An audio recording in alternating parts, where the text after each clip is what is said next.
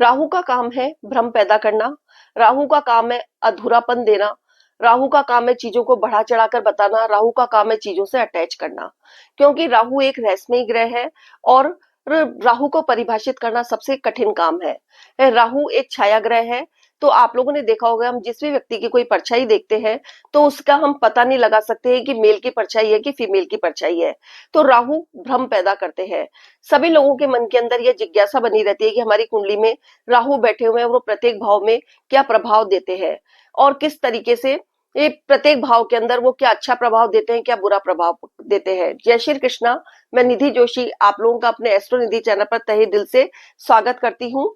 और अगर आप लोग संपूर्ण ग्रहों की जानकारी प्राप्त करना चाहते हैं तो मेरे चैनल पर जाकर विजिट कर सकते हैं। आज हम बात करेंगे राहु देव की, कि राहु हमारी कुंडली में बैठकर किस तरीके से हमें चीजों से अटैच करते हैं, किस तरीके से भ्रम देते हैं, किस तरीके से अधूरापन देते हैं और किस तरीके से बढ़ा चढ़ाकर हमारे जीवन के अंदर चीजों को परिभाषित करते हैं। तो इन सब की जानकारी आज मैं आप लोगों को इस वीडियो के अंदर देने वाली हूँ कि किस भाव के अंदर बैठकर राहु देव अच्छा प्रभाव देते हैं और किस भाव के अंदर बैठकर राहु देव बुरा प्रभाव देते हैं। तो चलिए देर न करते हुए आगे की चर्चा शुरू करते हैं। सबसे पहले आप लोग अपनी अपनी कुंडली खोल लीजिए और उसके अंदर चेक कीजिए कि राहु आपके कौन से भाव के अंदर बैठे हुए हैं। मेरी सीरीज का यह 5वां ग्रह है राहु देव, जिसकी अभी मैं चर्चा करने वाली हूँ। सबसे पहले हम ये जानेंगे कि राहु क्या है। राहु एक रहस्यमयी ग्रह है। राहु एक भ्रम पैदा करने वाला ग्रह है। राहु एक पापी ग्रह है। राहु एक वायु तत्व ग्रह है जो फैलाव का काम करता है। राहु चीजों से अटैच करता है। राहु एक तामसिक ग्रह है। राहु एक विदेशी भूमि एक देने वाला ग्रह है। राहु की जो देवी है वो सरस्वती है। राहु का रंग काला है। राहु एक धुआं है। और राहु के जो वाहन है वो है एक हाथी और कांटेदार जंगली चूहा। राहु के ज्योतिष शास्त्र के अंदर यदि हम राहु की चर्चा करते हैं तो हम केतु देव को इग्नोर नहीं कर सकते हैं, क्योंकि ये राहु के ठीक 180 डिग्री पर केतु देव बैठे रहते हैं। राहु यदि सिर है तो केतु धड़ है। तो कहने का मतलब यह है कि राहु और केतु दोनों एक दूसरे के पूरक हैं। तो हम केतु देव को इग्नोर नहीं कर सकते हैं। लेकिन इस वीडियो के अंदर अभी हम राहु देव के ऊपर ही चर्चा करेंगे। केतु पर मैं दूसरा अलग से वीडियो बनाऊंगी, तब आप लोगों को उसके बारे के अंदर सारी जानकारी दूंगी। तो सबसे पहले आप अपनी कुंडली खोल के देखिए कि राहु आपके कौन से भाव के अंदर बैठे हुए हैं। राहु आपके जिस भी भाव के अंदर बैठे हुए हैं उस भाव की जो राशि है वो आपके केंद्र या त्रिकोण के अंदर बैठी हुई है तो राहु देव आपको अच्छा फल देंगे। लेकिन यदि जिस भाव के अंदर आपके राहु बैठे हुए हैं उस राशि वह राशि आपके 6, 8, 12 के अंदर बैठी हुई है तो फिर आपको राहु देव अच्छा फल नहीं देंगे। तो हम सबसे पहले बात करेंगे लग्न की। लग्न हम स्वयं है, हमारा व्यक्तित्व है, हमारे सोचने समझने की शक्ति है। यदि इसमें राहु देव बैठ जाते हैं लग्न के अंदर तो फिर आप बहुत ज्यादा सुंदर होंगे, बहुत ज्यादा आकर्षक होंगे, आपका व्यक्तित्व बहुत आकर्षक होगा और साथ के अंदर आप बहुत ज्यादा इंटेलिजेंट भी होंगे। आप दूसरा व्यक्ति आपके लिए क्या सोच रहा है आपको स्वतः ही पता चल जाएगा। आप उसको जज कर लेंगे कि वह आपके बारे में क्या सोच रहा है। आपको अपने व्यक्तित्व से बहुत ज्यादा लगाव होगा और आप अपने व्यक्तित्व को निखारने के लिए हर समय प्रयत्न करते रहेंगे। अब बात करते हैं द्वितीय भाव की। द्वितीय भाव हमारी वाणी का है, हमारे भोजन का है, हमारे कुटुंब का है, हमारे धन का है और हमारे जो संचित धन है उसका भी है। इसके अंदर यदि राहु देव बैठ जाते हैं तो आपका बोलने का तरीका बहुत अच्छा होगा। आप बहुत इस तरीके से बोलेंगे कि लोग बाग आपके तरफ स्वतः ही आकर्षित हो जाएंगे।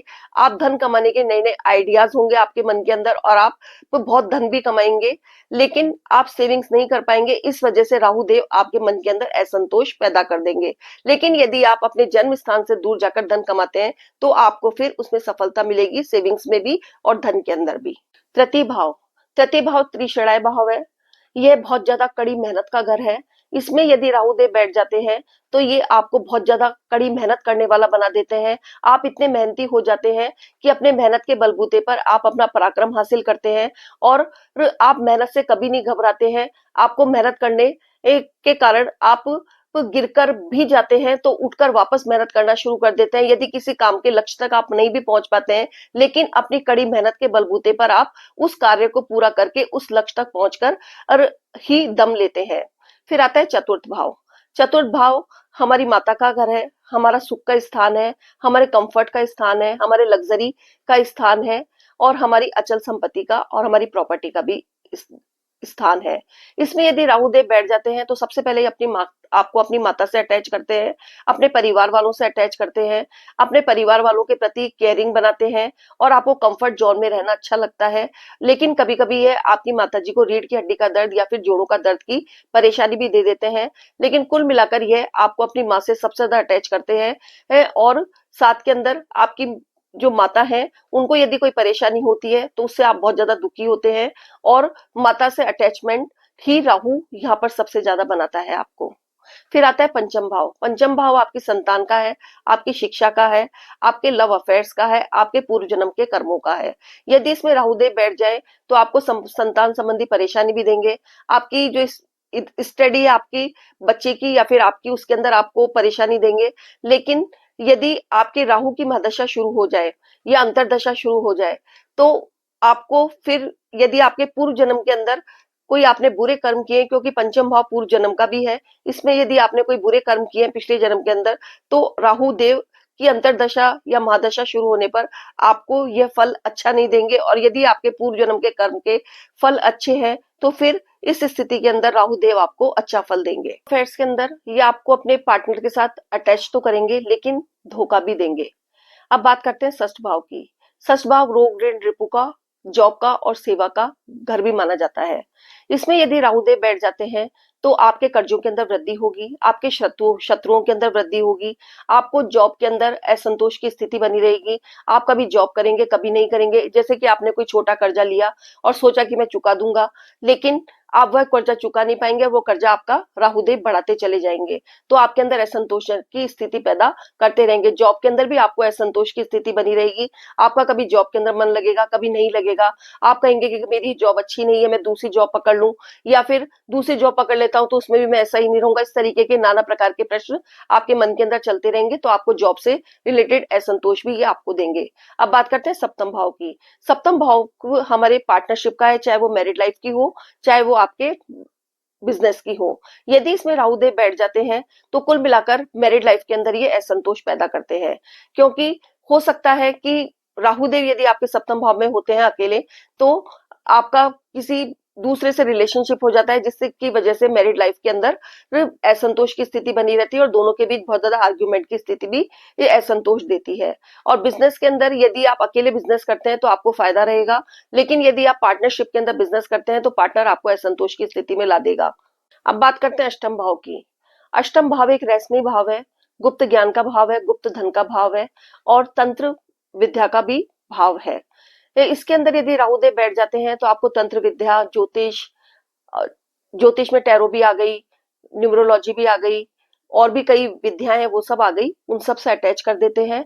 और आपको तो यदि आप बहुत ज्यादा पैसा खर्च करते हैं तो इस भाव के अंदर बैठ के राहु आपको बहुत पैसा देते हैं, और यदि आप कंजूस रहते हैं तो राहु देव आपको पैसे या फिर धन में कमी कर देते हैं। अब बात करते हैं नवम भाव की। नवम भाव हमारे पिता का घर है, नवम भाव हमारी भाग्य है, हमारी बड़ी यात्राओं विदेश यात्राओं का घर है, हमारी उच्च शिक्षा का घर है और अब हमारी धार्मिक यात्राओं का भी घर है। इस भाव में यदि राहुदेव बैठ जाते हैं तो आपको अपने पिता का सपोर्ट मिलेगा, आप अपने पिता के कामों के अंदर हेल्प करेंगे। इसके अंदर यदि अकेला राहु बैठ जाता है तो आपको वो विदेश तक पहुंचा सकता है और साथ के अंदर आप अपने भाग आपको बहुत ज्यादा मेहनती बना देता है। आप अपने मेहनत के ऊपर अपना भाग्य खुद बनाते हैं और शॉर्टकट के अंदर काम करने की आपको प्रवृत्ति होती है। उसके बाद आता है दसम भाव। दसम भाव हमारे कर्म का घर है। इसके अंदर यदि राहुदेव बैठ जाते हैं तो आपको बहुत ज्यादा मेहनती बना देते हैं, क्योंकि ये राहुदेव इस जगह बैठकर आपको कर्म करने के लिए बाध्य करते हैं और बाध्य करने के कारण आपको मेहनती बना देते हैं और आप अपनी मेहनत के बलबूते के ऊपर आसमान की ऊंचाइयां तक छूने लग जाते हैं। फिर आता है एकादश भाव। एकादश भाव हमारे दोस्तों का है, हमारे डिजायर्स का है और हमारे लाभ भाव है और हमारी आय का भाव है। इस भाव में यदि राहुदेव बैठ जाते हैं तो आप अपने मित्रों से बहुत ज्यादा अटैच हो जाते हैं और अटैच होने के कारण आप यदि अपने मित्रों के साथ बिजनेस करते हैं तो आपको फायदा मिलता है और अकेले बिजनेस करते हैं तो आपकी डिजायर्स अधूरी ही रह जाती है। अब आता है द्वादश भाव। द्वादश भाव व्यय का घर है, द्वादश भाव विदेश का घर है, द्वादश भाव जेल का घर है, द्वादश भाव अस्पताल का घर है और सभी तरीके के व्यय द्वादश भाव से देखे जाते हैं। यदि इस भाव के अंदर राहु देव बैठ जाते हैं तो आपको अनिद्रा की बीमारी दे देते हैं और आप में नींद की कमी हो जाती है। साथ के अंदर आपको विदेशों से लगाव रहता है, अटैच करा देते हैं और आपको जन्म स्थान से असंतोष की स्थिति बना देते हैं। लगभग आप लोगों ने देखा होगा जिनके भी 12th हाउस के अंदर राहु होते हैं वो अधिकतर लोग विदेश के अंदर ही रहते हैं और जो कोई 10% लोग होंगे उनके भी मन के अंदर विदेश जाने की इच्छा बनी ही रहती है। तो इस भाव में बैठकर राहु देव आपको अपने जन्म स्थान से असंतोष की स्थिति बना देते हैं। तो ये थी मेरी राहु देव के ऊपर प्रेडिक्शन। 12 भावों के अंदर राहु किस तरीके का प्रभाव देते हैं। अगर आपको मेरी ये प्रेडिक्शन पसंद आई है और आपके कुंडली के अंदर राहु जिस भाव के अंदर बैठे हुए हैं उस भाव से मेरी बताई गई बातें रिलेट करती है तो आप लोग मेरे चैनल को सब्सक्राइब कीजिए, वीडियो को लाइक कीजिए, शेयर कीजिए और बेल आइकॉन का बटन दबाना मत भूलिएगा ताकि मेरे वीडियो के सभी नोटिफिकेशन आप लोगों को समय समय पर मिलते रहे। स्वस्थ रहिए, सेफ रहिए। धन्यवाद। जय श्री कृष्णा।